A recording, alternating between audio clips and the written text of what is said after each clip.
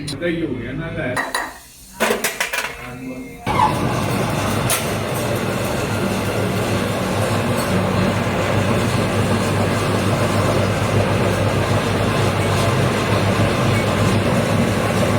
बोलने पेट्रोल बैटरियां पड़ती इतना देखता नहीं है सलामकुम जी खैर जी मतलब डैमों का काम घट है जनरेटर नाल वो बड़ी जरूरी गई थी जो उसने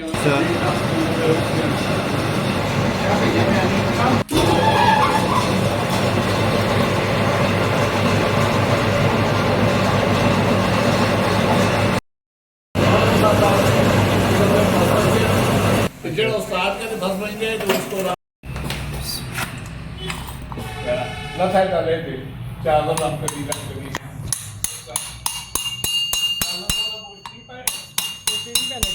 आप ही निकाल जाए कोई नहीं निकलता पाता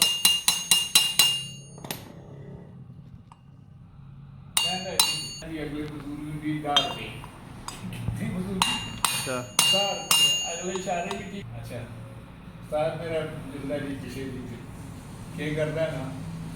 वो ही देगा हो गया मतलब